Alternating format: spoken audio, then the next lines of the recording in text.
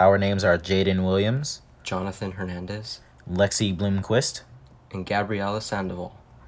This is our research project, Substance Abuse in High Schools. Now, substance abuse and addiction actually turn out to use somewhat the same systems as normal learning does. So when you learn a task, you're memorizing, and we understand the biology of how brain connections actually strengthen with learning. Now, teenagers probably, as do children even better, do this learning very robustly. Our focus is in the effects of substance abuse in teenage education, and our purpose is to help prevent teens from these drugs and influences.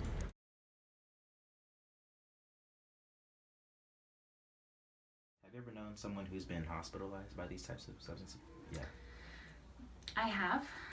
So I know that, sometimes when someone becomes addicted to substances, it just kind of takes over their life, and so it's hard for them to escape that. And so sometimes they might go on to like something a little bit more harder, or something that'll give them that high that they're looking for. And so unfortunately, I do know someone that overdosed, and that it really, it was sad for the whole family, and it was sad for everyone, involved, because they really cared about this person, and there was nothing that kind of helped them in that situation. Shooting heroin every day. I was doing it behind my mom's back, my family's back. I just became a monster. When I was a freshman, that was like the fun state. That's when I really started smoking good weed, drinking heavier, and I tried pain pills like Percocet and Vicodin for the first time. I tried cocaine for the first time. And sophomore year, I tried heroin for the first time. I always wanted to feel that way. And I knew from that moment, like, I'm definitely gonna like this. And I didn't want to stop. My senior year, I don't really remember a lot of it. I know if I didn't have heroin, it was definitely alcohol, or it was amphetamines to get me through.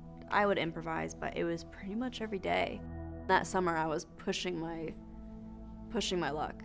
There should have been a dozen times where I should be dead. And, one of my best friends that I've had for the past 6 years, she died that summer. I got admitted into a hospital because I was just a wreck after she died. And then when I got out, the next day I used, and I didn't stop.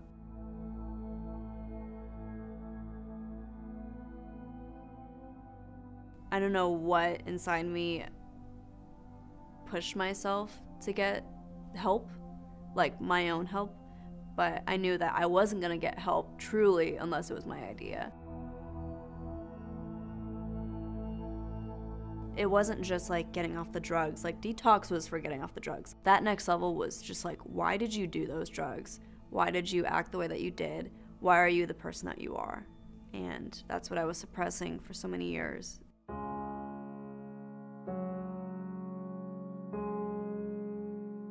But, it is something that you have to work on every day. I used to look at my future and think like, oh, I'll just die by age 30. I'm just gonna be high the rest of my life. But now it's just like, you find so much beauty in the people around you. The fact that I can be a big sister today to my little brother, and I'm a sister to my older sister, and I can be a daughter, I can be these things today, that is the biggest motivation. The things that I've experienced in sobriety are so great, and I just expect them to get better. Do students who abuse substances tend to have low grades? If so, can you describe their academic behavior? Whether that's a correlation or not, students who experience substance abuse tend to have lower grades, and it just turns out because they're not focused, or they're not entirely motivated to do anything academic. Our solution is to install more programs like BAR into every year of high school, not just for freshmen. Do you think there is a way to reduce this problem? I think education, just educating students on, what substance abuse is, how to avoid it, and just kind of motivating students to have some self-identity outside of drugs and alcohol. encouraging them that their own self-worth doesn't have to be defined by other people. Do you think there's a way to reduce this problem? I think so. I think, so whenever I talk to students about drug use, it's a coping skill. It's just not a healthy one. And so it's important for our teenagers and students of all ages and adults as well to understand what coping skills they can use. So obviously we don't want them turning to something that is going to harm them. So if we can try to help people develop healthy coping skills, I think it would help. As bar students, we can say that socializing really helps relieve stress that could have resulted to substance abuse. This article, The Importance of Social Interaction to Human Health, which was published on September 14, 2012, states that social interaction is vital to human health, both mentally and physically. Interacting with friends and family can help you cope by expressing your thoughts and problems verbally, and it can help with recovery and improve their life. However, it can only help if you are with the right group of people.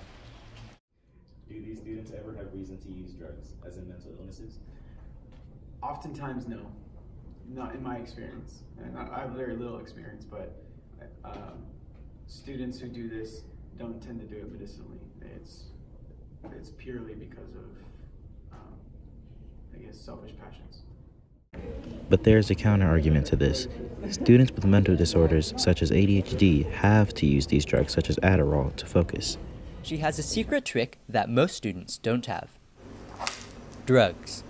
This is Vyvanse, just one of a number of prescription drugs that increases attention span and heightens ability to focus.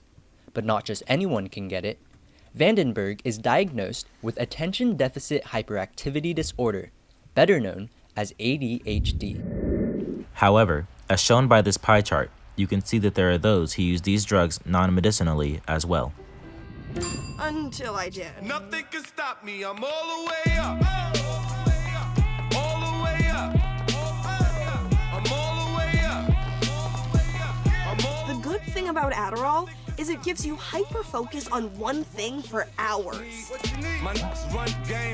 The bad thing about it is it gives you hyper-focus on one thing for hours. Our conclusion is that using drugs for non-medicinal purposes impacts many people's lives negatively and develops mental illnesses. To prevent substance abuse, we should encourage teens to be more open with their lives and emotions.